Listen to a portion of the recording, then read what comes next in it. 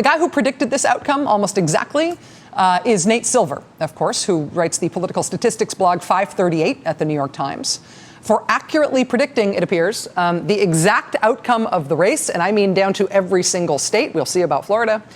Nate was, of course, pilloried on the right and by right-leaning Beltway media types, including Politico.com, for having the audacity to print what his poll averages told him was about to happen. But Nate was right. The polls were right. Even without Florida being decided, we now know that President Obama won in pretty much exactly the way the state-by-state polls said he was going to win. He won with more than 300 electoral votes. It was not magic. It was just math. Math that was completely invisible to the political right. I believe the minimum result will be 53-47 Romney, over 300 electoral votes, and the Republicans will pick up the Senate. I base that on just years and years of experience. The wild card in what I've projected is I'm projecting Minnesota to go for Romney. I think Ohioans vote with their wallets.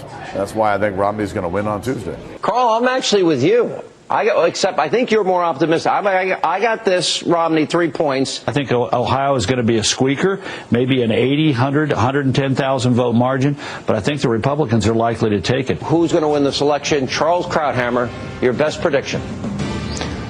Romney, very close, but he'll win the popular by, I think, about half a point. Electoral college, probably a very narrow margin. It will be the biggest surprise in recent American political history. It will rekindle a whole question as to why the media played this race as a nail-biter, where, in fact, I think Romney is going to win by quite a bit. I am now predicting a 330 electoral vote landslide. Yes, that's right. 330 electoral votes. Yes, that's right. No, that's not. Wrong. But Republicans and conservatives plainly really believed this stuff. I mean, they were talking each other into it a little bit, but it's not like they were faking it. They were so sure they would win. They were so sure that these polls must be wrong and that they must be right. And when the real math of the real world came barreling out of the dark at them last night, they hid from it. They could not believe it. Fox News can now project that President Obama will win the crucial battleground state of Ohio. That's the one we've all been waiting for. And there's a question now about, what does that mean, panel? I mean, does that mean that's the presidency? Do you believe that Ohio has been settled? No, I don't. I got the director of the Ohio campaign for Romney on the other end of the line, refreshing the page every few seconds. I think this is premature. We got to be careful about calling things when we have like 991 votes separating the two candidates and a quarter of the vote yet to count. Well, folks, so maybe not so fast. Here's what we're going to do.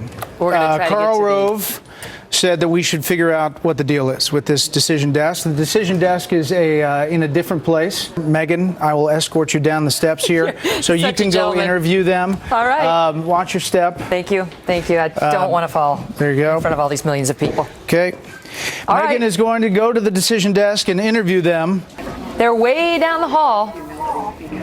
So we'll do a little interrogation and see if they stand by their call. This is the decision desk. Now we're in the heart of the decision desk room. You tell me whether you stand by your call in Ohio, given the doubts Karl Rove just raised. We're actually quite comfortable with the call in Ohio. What do you make of it, Chris?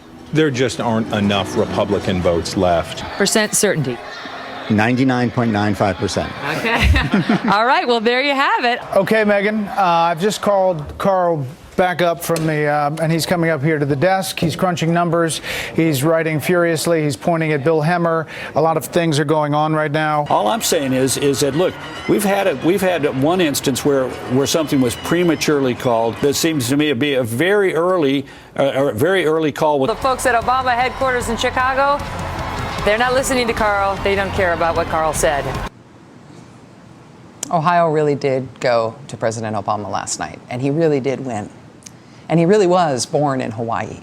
And he really is legitimately President of the United States, again. And the Bureau of Labor Statistics did not make up a fake unemployment rate last month. And the Congressional Research Service really can find no evidence that cutting taxes on rich people grows the economy. And the polls were not skewed to oversampled Democrats. And Nate Silver was not making up fake projections about the election to make conservatives feel bad. Nate Silver was doing math. And climate change is real. And rape really does cause pregnancy sometimes. And evolution is a thing. And Benghazi was an attack on us. It was not a scandal by us. And nobody is taking away anyone's guns. And taxes have not gone up. And the deficit is dropping, actually. And Saddam Hussein did not have weapons of mass destruction. And the moon landing was real. And FEMA is not building concentration camps. And UN election observers are not taking over Texas. And moderate reforms of the regulations on the insurance industry and the financial services industry in this country are not the same thing as communism. Listen. Last night was a good night for liberals and for Democrats for very obvious reasons. But it was also possibly a good night for this country as a whole. Because in this country, we have a two-party system in government. And the idea is supposed to be that the two sides both come up with ways to confront and fix the real problems facing our country. They both propose possible solutions to our real problems. And we debate between those possible solutions. And by the process of debate, we pick the best idea. That competition between good ideas from both sides about real problems in the real country should result in our country having better choices, better options than if only one side is really working on the hard stuff. And if the Republican Party and the conservative movement and the conservative media is stuck in a vacuum-sealed, door-locked spin cycle of telling each other what makes them feel good and denying the factual lived truth of the world, then we are all deprived as a nation of the constructive debate between competing, feasible ideas about real problems. Last night, the Republicans got shellacked, and they had no idea it was coming. And we saw them in real time, in a real humiliating time, not believe it even as it was happening to them. And unless they are going to secede, they are going to have to pop the factual bubble they have been so happy living inside if they do not want to get shellacked again. And that will be a painful process for them, I'm sure, but it will be good for the whole country, left, right, and center. You guys, we're counting on you. Wake up. There's real problems in the world. There are real knowable facts in the world. Let's accept those and talk about how we might approach our problems differently. Let's move on from there.